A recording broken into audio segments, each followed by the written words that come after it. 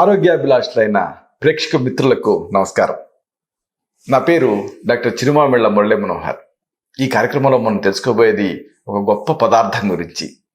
ఇదే కర్పూరం. కర్పూరం దీన్ని చాలామంది ఏదో పూజా ద్రవ్యం కింద వాడుతూ ఉంటారు. అయితే ఇక్కడ ఒక ముఖ్యమైన విషయం ఉంది. కర్పూరం అనేది ఒక హిందూ కెమిస్ట్రీలో ఒక ముఖ్యమైన భాగం. దీనికి అనేక రకాల గొప్ప శక్తులు ఉన్నాయి. అనేక సమస్యలను దీంతో తగ్గించుకోవచ్చు.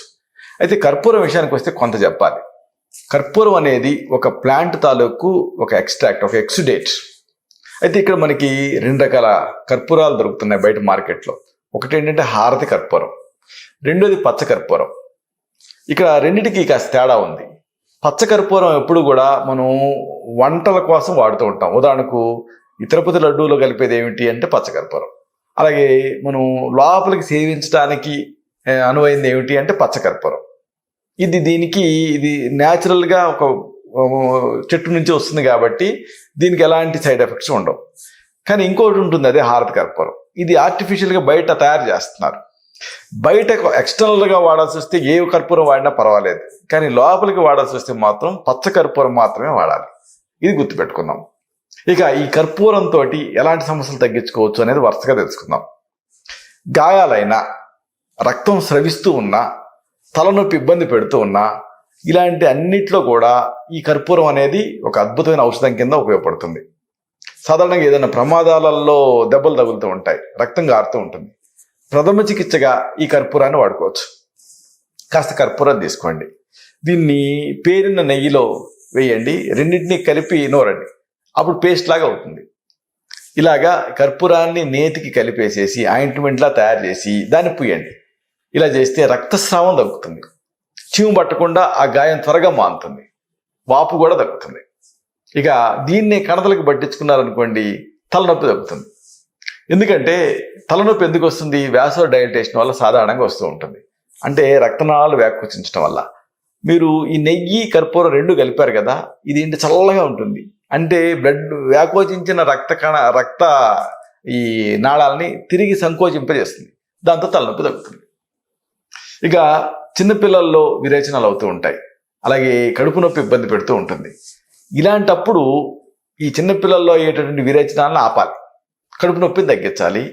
అలాంటి ఔషధం అనేది ఆహార ఔషధం కింద ఉండాలి. దానికి మీకు ఈ కర్పూరం ఉపయోగపడుతుంది. కర్పూరం, నేతిలో పొంగించినటువంటి ఇంగువ, జీలకర్ర, జాజికాయ, ఈ 4 తీసుకోండి. కర్పూరం, అలాగే పొంగించిన ఇంగువ, జీలకర్ర, జాజికాయ, ఈ 4 పొడుల్ని సమంగా కలిపేసేసి నిల్వ చేసుకోండి. వయసును బట్టి 1 నుంచి 4 చిటికల వరకు వెళ్ళచ్చు. ఈ సిద్ధం చేసుకునే ఔషధాన్ని బాగా చిన్నపిల్లలు అయితే చనుబాలతో ఇవ్వాలి, కొంచెం పెద్ద పిల్లలు అయితే తేనెతో ఇవ్వచ్చు.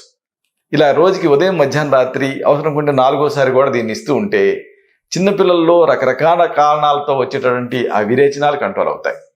అంతేకాదు ఆ విరేచనాల సమయంలో వచ్చేటువంటి కడుపు నొప్పి, కడుపు ఉబ్బరింపు, అజీర్తి, వాసనతో కూడినటువంటి మల విసర్జన, ఇలాంటి సమస్యలు కూడా తగ్గుతాయి. ఇక కొంతమందికి అరికాళ్ళు, అరిచేతులలో పగుళ్ళు తయారవుతూ ఉంటాయి. కామన్గా మన ఇండియాలో కనిపించే సమస్య ఇది. అరికాళ్ళు, అరిచేతుల్లో పగుళ్ళు తయారై ఇబ్బంది పెడుతూ ఉండటం. ఇలాంటప్పుడు ఏం చేయాలి? ఈ కర్పూరంతో ఒక అద్భుతమైనటువంటి ఔషధం ఉంది.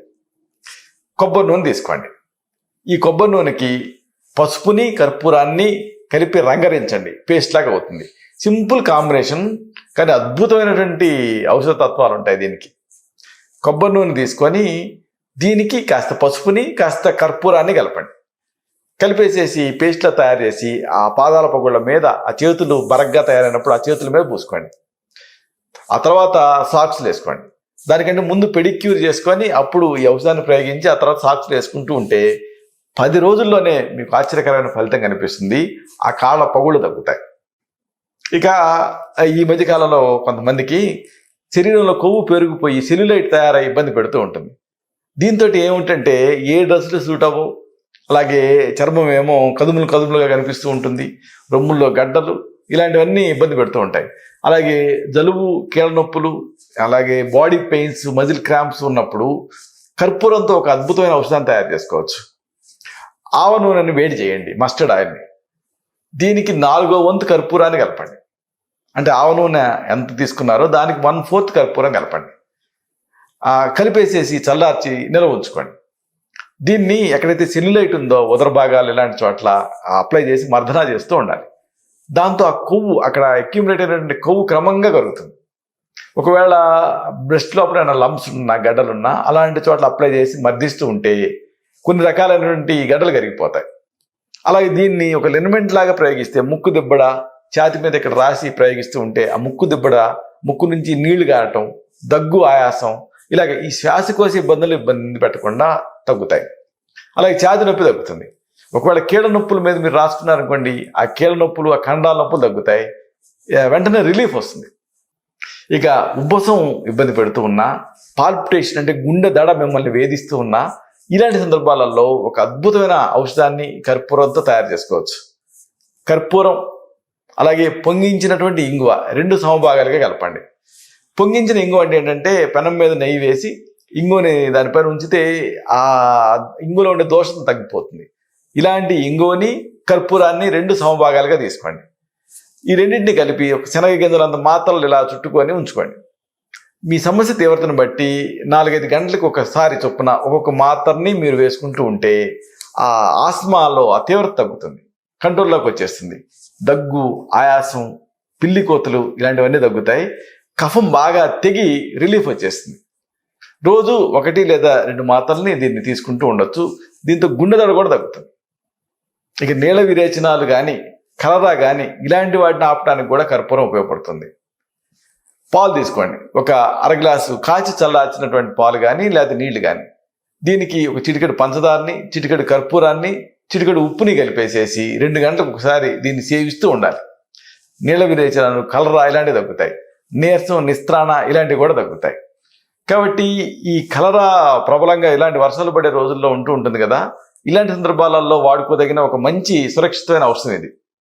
కాచి చల్లార్చినటువంటి నీళ్ళకి చిటికెడు పంచదారని, చిటికెడు కర్పూరాన్ని, చిటికెడు ఉప్పుని కలిపి 2 గంటలకు ఒకసారి చొప్పున సేవిస్తూ ఉండాలి. మూత్రం స్రవించే వరకు, మూత్రం జారీ అయ్యే వరకు దీన్ని తీసుకుంటూ ఉండాలి. కలరా తగ్గుతుంది, నీరసం, నిస్త్రాణ కూడా తగ్గుతాయి. ఇదంతా ఒక ఎత్తు అయితే కర్పూరం తాలూకు ఒక ఆసక్తికరమైన ఉపయోగం ఒకటి ఉంది. శీఘ్రస్ఖలనం ఇబ్బంది పెడుతూ ఉన్నా, అంగస్తంభన సమస్య ఇబ్బంది పెడుతూ ఉన్నా ఇలాంటి సందర్భాలలో కర్పూరం అమోఘంగా పనిచేస్తుంది. పచ్చకర్పూరం, జాజికాయ, జాపత్రి ఈ పొడుల్ని సమంగా కలపండి, ఉంచుకోండి. పచ్చకర్పూరం మీకు పచ్చడి కొట్లో దొరుకుతుంది. జాజికాయ, జాపత్రి కూడా దొరుకుతాయి. అన్ని ఈక్వల్ ప్రపోర్షన్స్లో కలిపేసేసి, అంటే అన్నిటిని విడివిడిగా చూర్ణం చేసి కలపాలి, నిల్వ ఉంచుకోవాలి. దీనికి తగినంత ఎండు ద్రాక్ష కలిపి నూరి శనగింజనంత మాత్ర చేసుకొని రాత్రి నిద్రపోయే ముందు ఒక మాత్ర వేసుకుంటూ ఉంటూ 1 కప్పు పాలు తాగుతూ ఉంటే శీఘ్రస్ఖలనం సమస్య తగ్గుతుంది, అంగస్తంభన సమస్య తగ్గుతుంది, శృంగార సామర్థ్యం పెరుగుతుంది. ఇక చాలామంది యంగ్స్టర్స్లో మొటిమలు ఇబ్బంది పెడుతూ ఉంటాయి. దీనికి ఒక సురక్షితమైనటువంటి ఔషధం ఈ కర్పూరంతో ఉంది. ఒక 10 నుంచి 20 తులసి ఆకులు తీసుకోండి. దీనికి కొద్దిగా ఈ కర్పూరాన్ని కలిపి మెత్తగా నూరండి, పేస్ట్లా తయారు చేయండి. దీన్ని రాత్రి పడుకునే ముందు ముఖానికి రాసుకోండి. సింపుల్ కదా. తులసి ఆకులకి కర్పూరం కలిపారు, పేస్ట్లా తయారు చేస్తున్నారు, అప్లై చేస్తున్నారు. ఇలా రెగ్యులర్గా చేస్తూ ఉంటే మొన్నటి ఉదయం లేచిన తర్వాత మొహం కడుక్కుంటూ ఉండండి గోరువెచ్చటి నీళ్ళతో. దీంతో ఆ మొటిమలు, నల్ల మచ్చలు, అలాగే ఆ సోవి మచ్చలు ఇలాంటి మచ్చలు త్వరగా తగ్గుతాయి. ముఖం నునుపుగా, మృదువుగా, చాలా ఆకర్షణీయంగా తయారవుతుంది. ఇక అరికాళ్ళు, అరిచేతులు వీటిలో మంటలు అనేది చాలా కామన్ కంప్లైంట్ మన ఇండియాలో. ఇలాంటి సందర్భాల్లో ఈ మంటలను తగ్గించుకోవడానికి న్యూరోపతి వల్ల వస్తూ ఉంటాయి. ఒక కౌంటర్ ఇరిటెంట్గా ఈ కర్పూరం పనిచేస్తుంది. పెసరపప్పు తీసుకొని నీళ్ళలో నానబెట్టండి. దానికి కొద్దిగా కర్పూరం కలిపేసేసి మెత్తగా పేస్టా చేసి అరికాళ్ళు, అరిచేతులకి రాసుకోండి. కొద్దిసేపు అలా ఉంచేసేసిన తర్వాత తొలగించేయండి. దీంతో అరికాళ్ళు మంటలు, లేకపోతే అరిచేతుల మంటలు ఇలాంటివి తగ్గుతాయి. చూసారా కర్పూరం. దీంతో ఇన్ని అద్భుతమైనటువంటి ఔషధాలు తయారు చేసుకోవచ్చు, సమస్యలు తగ్గించుకోవచ్చు. అయితే ఇప్పుడు మనం చెప్పుకున్నవన్నీ కూడా ప్రథమ చికిత్సలు, గృహ చికిత్సలు. ఒకసారి ఈ సమస్యలు ఈ ప్రథమ చికిత్సల స్థాయిని మించి ఇబ్బంది పెడుతూ ఉంటాయి. అలాంటప్పుడు మీ నాడి చూసి, మీ తత్వాన్ని పరీక్ష చేసి మీకు మాత్రమే ప్రత్యేకమైన ఆయుర్వేద ఔషధాలు ఉంటాయి. వీటిని తగిన అనుపాన సహపానాలతో ప్రిస్క్రైబ్ చేయాల్సి ఉంటుంది.